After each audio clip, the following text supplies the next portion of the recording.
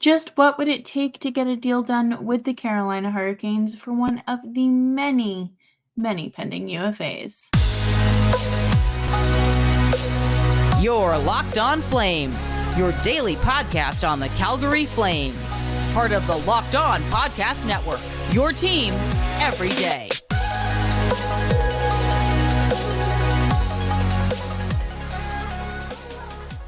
Hello, everyone, and welcome to today's episode of Locked On Flames. As always, I'm your host, Jess Belmosto, and thank you so much for tuning in today. Today, I am joined by Jared Ellis of Locked On Carolina Hurricanes, and we are going to go over what the Flames need at the deadline, what the Canes need at the deadline, and is there a possible way for these two teams to meet in the middle? And I hope you look forward to this. Hey there, Canes and Flames fan. I am Jared Ellis, and I'm joined by Jess from Locked On Flames, and it is time to talk about some Canes and Flames potential trades. But before we get into all that, today's episode is brought to you by the lovely folks over at FanDuel. Make every moment more. Right now, new customers get $150 in bonus bets guaranteed when you place a $5 bet. Visit fanduel.com/locked on to get started. Now, how are you doing today? First off, Jess.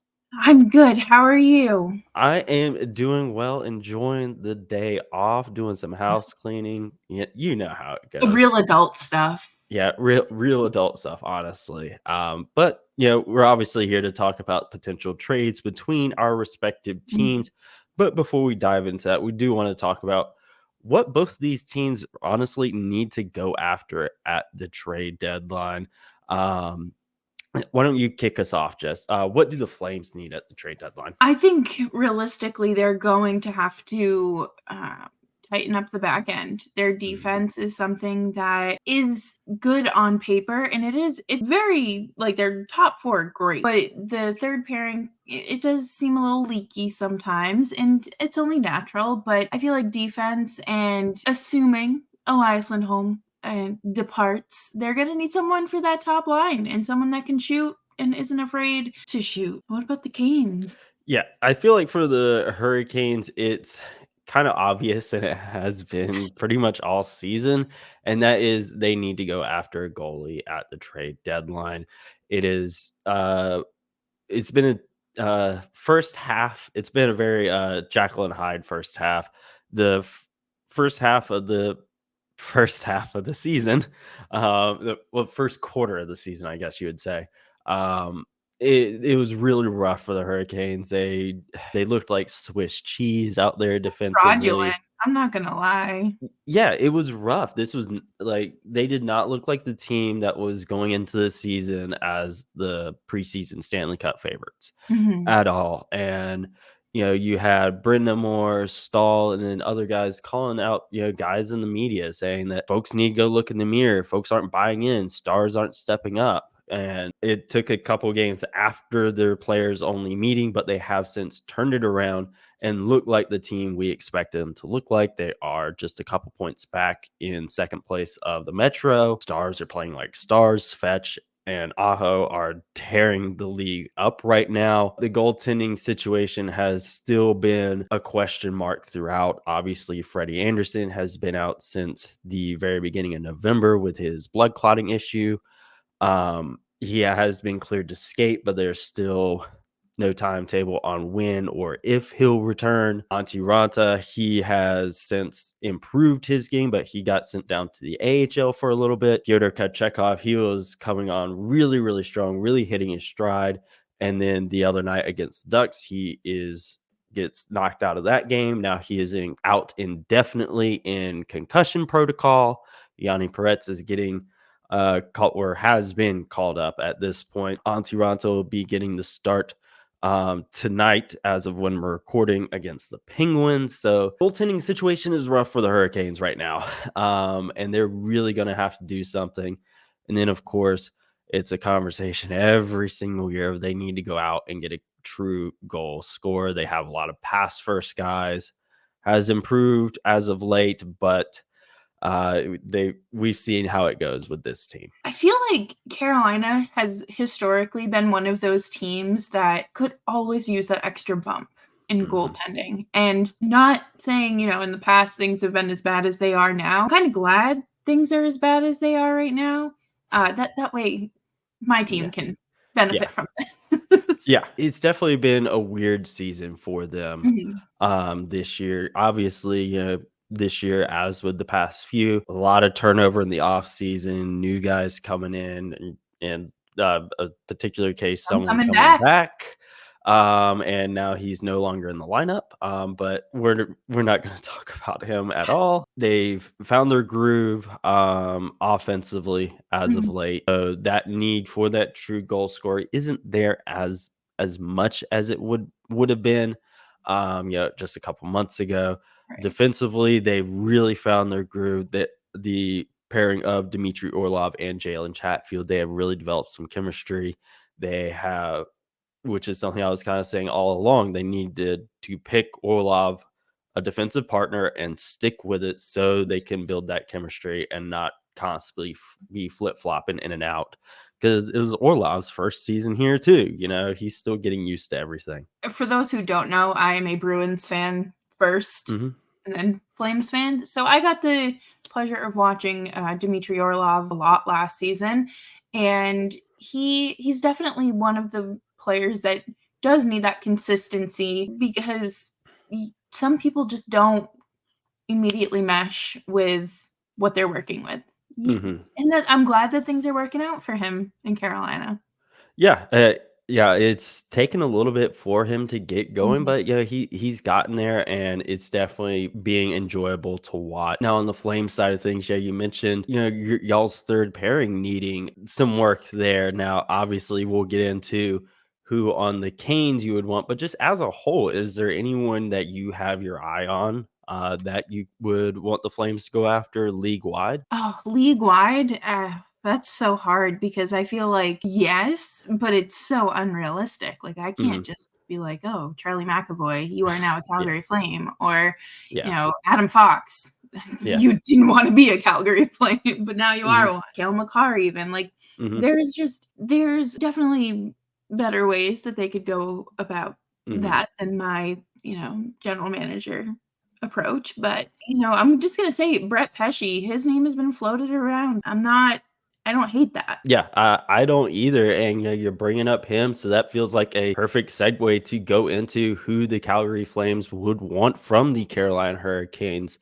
But before we dive into that, I do, of course, want to tell you guys about FanDuel. Now, the NFL season, regular season, has since wrapped up, and it's playoff time now. But there's still time to get in on the action with FanDuel, America's #1 sportsbook.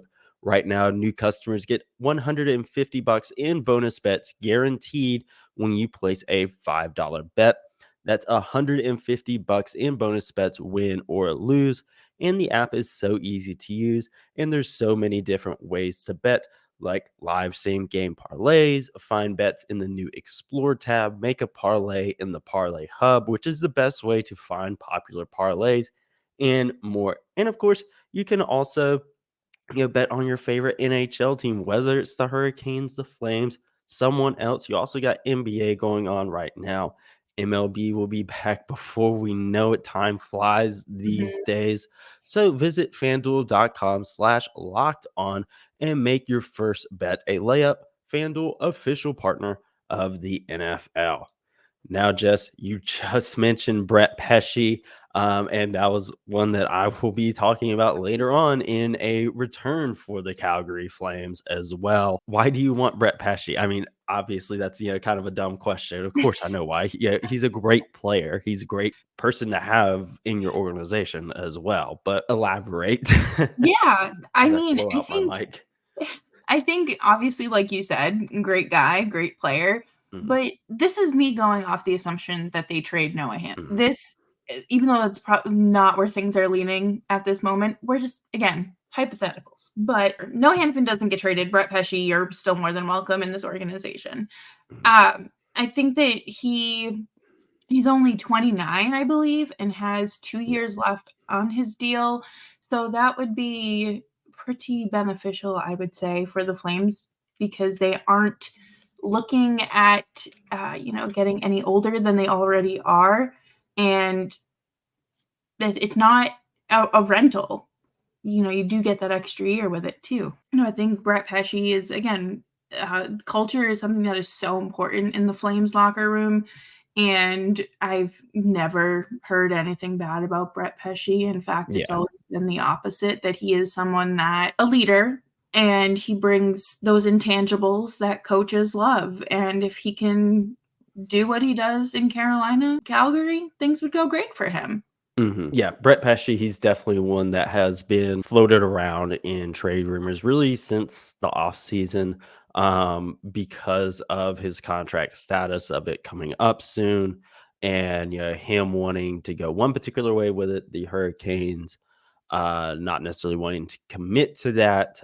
So yeah, he's definitely one that I think is definitely gonna be on the table. We haven't heard much about it really since kind of after like the first month of the season. It pretty much all the talk of that died down just because they're focused on the season at that point. So we haven't really heard much about it, good or bad, which Right. could either be good or bad.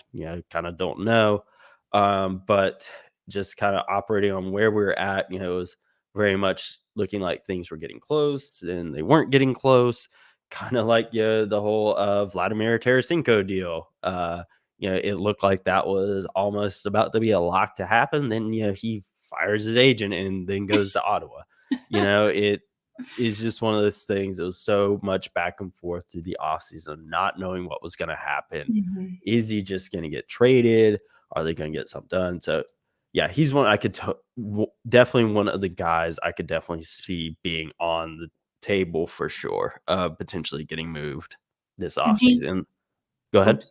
I was gonna say, do you see any of the forwards that are, this year or next year, Yes. coming up on, potentially being traded? Because Yeah. I Ooh! I could obviously a guy like Sebastian Aho, Andrei Svechnikov, those Yeah. guys aren't getting touched at all. But kind of the biggest name would be Teuvo Teravainen, Yes. because he is on an expiring deal. His production has kind of been up and down over the past couple years. Obviously, he has dealt with injury, but yeah, he's just one of those guys, he's getting older too. Would the Hurricanes be willing to commit to him long term as they were some other guys? So he's one I could definitely see being on the table because especially whether it's a trade with the Flames or someone else, if you want to get good, you got to give good. Uh, Yeah. and that's something that I think a lot of folks are going to have to realize now, especially with the team being in the position that it's in. You're not a fire sale at the deadline anymore like you were 10 years ago. This is a team that is looking to contend, and if you want to get that next piece, whether it be Elias Lindholm or someone on another team, you're gonna have to give up good to get a good player, and depending on that player you're going to get, you may have to give up a couple good players as well. Yeah, and I think realistically for the Flames, what they're looking for is either a roster player that can obviously jump in immediately or a high-end prospect that, can get acclimated with the Wranglers and then Mhm. if they make the postseason, make the jump, and potentially a draft pick because that is really where they need to start stockpiling and working from. Mhm. Yeah, I agree there, and I think all of those things there are things the Hurricanes would be willing to part with. Honestly, I already mentioned Tava.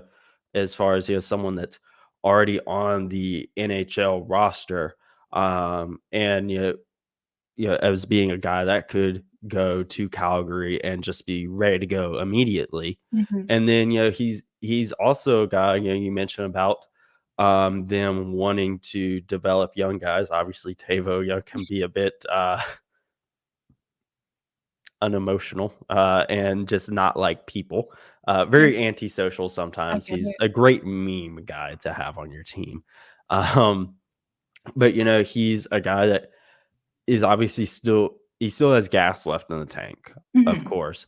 But he's been around the league for a long time. He's won a Stanley Cup. He's had a lot of playoff success. So if you are wanting, to have someone there that can help and give that experience and that wisdom to younger guys, that could be really beneficial because you also look at, who he has learned from on the Canes. He's learned mhm. from Justin Williams, he's learned from Rod Brindamore and Jordan Stahl. You look at these guys there and you see how it's helped him, Andrei Svechnikov, Sebastian Mhm. Aho, and yet that could be a great thing to help the Flames long term, even after Tavo could be potentially done there.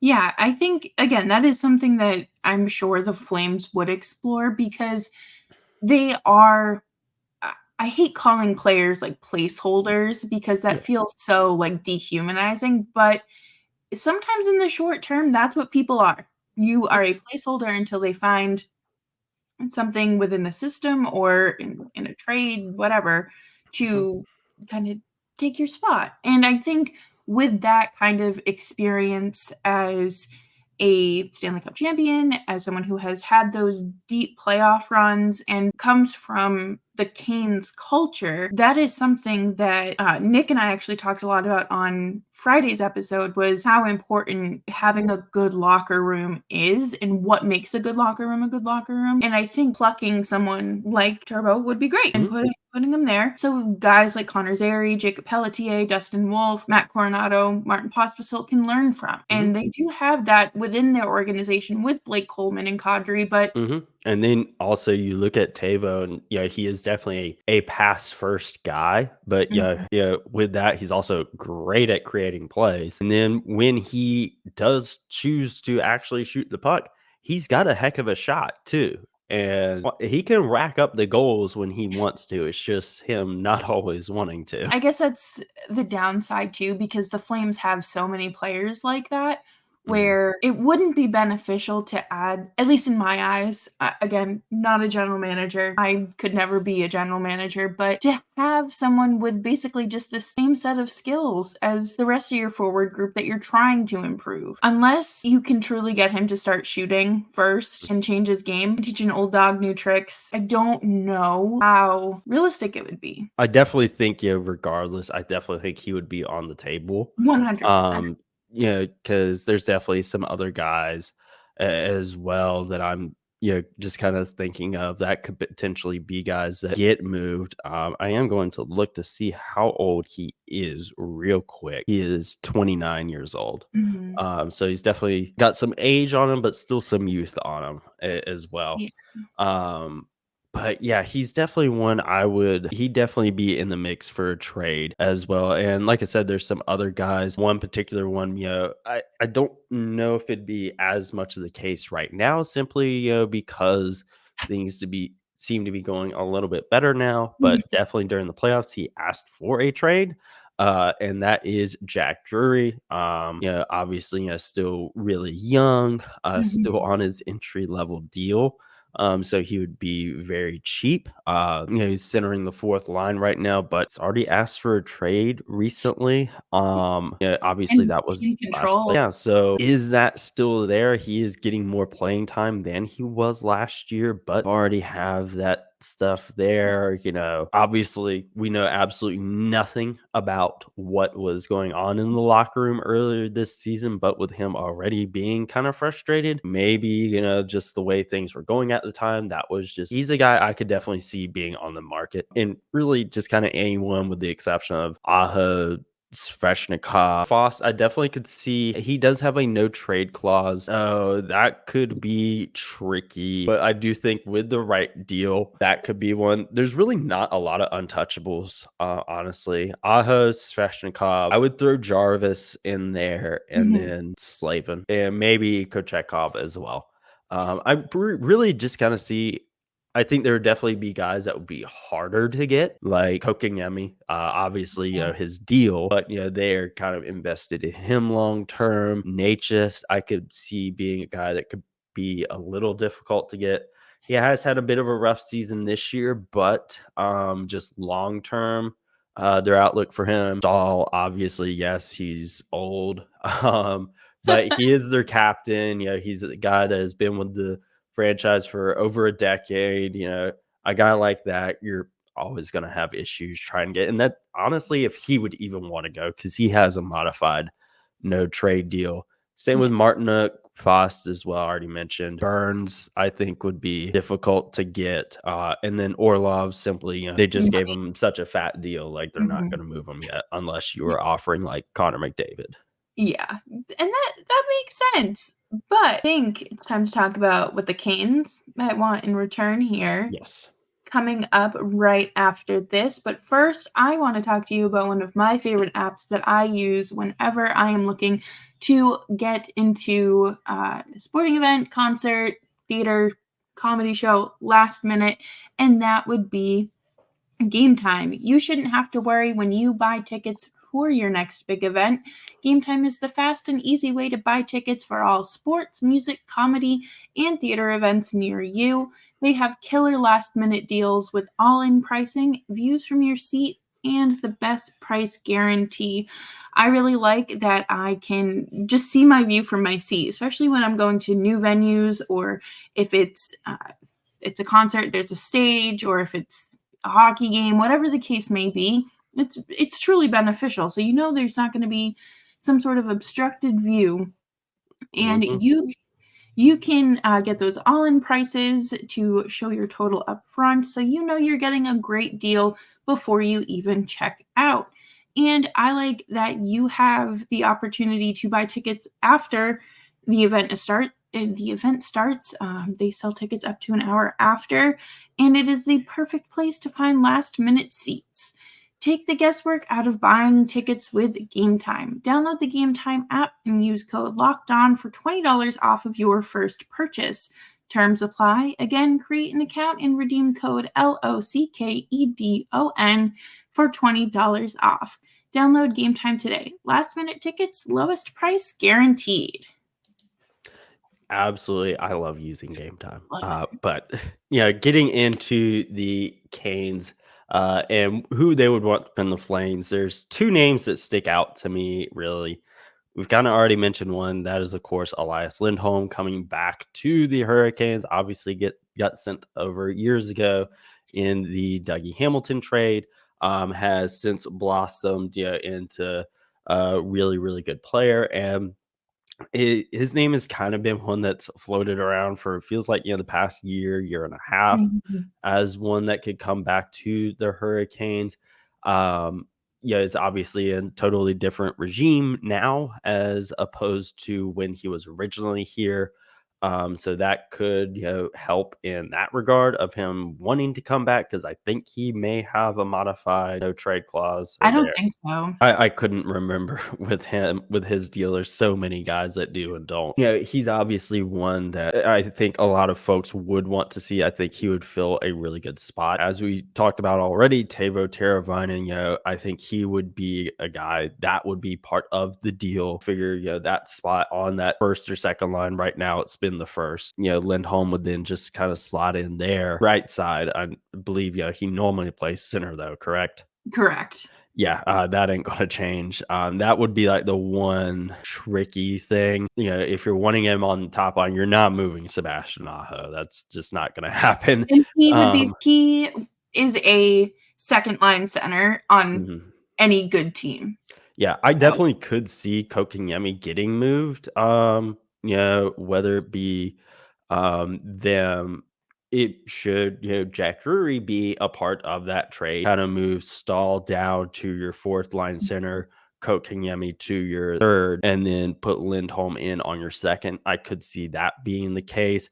Or Kokengemi has experience playing on the wing, so you could just move him there and move Lindholm there in the second line center position. And then, of course, you can obviously flip in and out too. Kokiniemi, it is getting better at that role. Still has a ways to go though. Tavo would totally be a part of that deal. Drury, I could see being in it as well, because that's definitely going to be a deal where they have to send multiple pieces. Yeah. You did mention Pesce earlier. Teravainen and Pesce seems like it could be a bit steep, but I definitely feel like Teravainen seems like the better. It's like Teravainen and Drury, or Pesce and Drury. I could see that. Or of course, draft pick. I think that's something that would always be on the table. Particular prospect that I felt could be in need of a change of scenery would be Ryan Suzuki. He's kind of been one that's dealt with injury a lot. I do give him that. He's a first round pick, just a handful of years ago. He has since gotten passed by a lot. I could definitely see him just needing a change of scenery, go somewhere else where he could get more of an opportunity. Could that be Calgary? I don't know. What would Calgary want in return for Elias Lindholm? That's a really good question. I think it would be a roster player with a high-end prospect, or a roster player with a draft pick, prospect, and 2 draft picks. Mhm. I am not good at evaluating trades. I just know Yeah. that trading Elias Lindholm to the Columbus Blue Jackets for the 3rd overall pick was never going to happen. So, and I think the biggest thing for a trade to come to fruition for Lindholm is he wants the verbal agreement that they're going to extend him. Has he come down from wanting $9 million?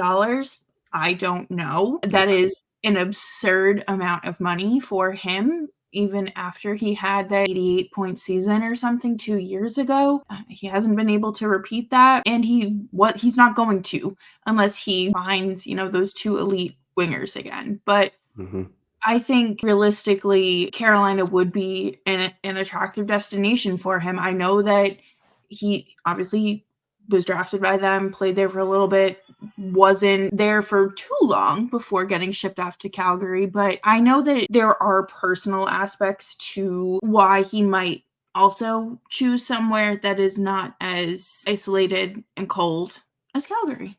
So there's no hard feelings there. And that's the thing, there's the human element to this. Flames general manager Craig Conroy touched on this in an interview last week, when he talked about, I want to do right by my guys. He's playing a gentleman's game. He's being maybe a little too considerate sometimes, but whatever gets the trade done. I think the main issue there with Lindholm would be, like you mentioned, the money.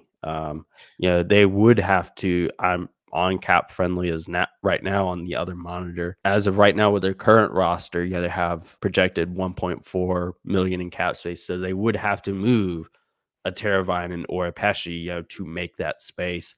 But then, like you said, the long-term agreement, would that be something the Hurricanes would, one, be willing, and then 2, be able to do long-term? That's just something we'd have to wait and see. I know the cap is going up this offseason, and then it's going to continue going up. So long-term, yeah, they probably could do it, but would they be able to, this offseason, Yeah. But the other one that I did want to touch on was not one that I initially thought about, but has since kind of gained some traction. Like I mentioned, at the top of the episode, with Freddie Anderson's health issues, Auntie Rata, we call him Father Finn, but Father Time catching up to Father Finn. He's on the wrong side of 30. Injuries catching up. Already had a AHL stint this season, and now Kochekov being out indefinitely. The Hurricanes already needed to get a goalie at the deadline, but yesterday, Kevin Weeks decided to add some fuel to goalie trade fire, and that was tweeting out a picture of Jacob Markstrom with an eyeball. And the Hurricanes could definitely use a good goalie right now. He has a full no movement clause. Yeah, that's a interesting one, and one that again, like you said, there's full no trade clause. So I don't think it's gonna happen. Fun to talk about, honestly. Because it is something the Hurricanes needed. The other, well, there were 2 other guys. One, Elvis Merzlikins of Columbus. I think that one could be a possibility. Yeah. We'll see. And then the other, probably not a possibility now because he also got hurt in the same game, and that was John Gibson from Anaheim. So I It was don't see one that one after happening. another last week, and then, like, Yeah. 4 in the same game. Yes. Don't get me wrong. I like John Gibson. I'd love to see him in a Hurricanes uniform. Yeah, but I don't see that happening now because I don't know how long. I think Merzlik is definitely the most likely, but Markstrom, that's an interesting one. Yeah, with that no move clause. He is also 33, carries a $6 million cap hit. So it's not like he would be a rental chasing a ring. Right. Pesce would be in the trade. Shea, potentially. Drury, Suzuki, other prospects like that. Your whole roster. Carolina would definitely have to give a lot. It would be a haul. Anything can happen, but make sure you are following the Locked On Hurricanes along at LO_Hurricanes. Myself at Jared Ellis _96. And Jess, where can everyone find you? Yes, you can find me on X at Jess Belmosto. I don't really use the show's Twitter account, so just I at don't Jess either. Belmosto is the best place to find me. And of course on YouTube and wherever you listen to Locked On Hurricanes, just Locked On Flames. Yep. And of course, you guys as well, wherever you listen to Locked On Hurricanes, you can go listen to Locked On Flames as well. And we will talk to you in the next episode, folks.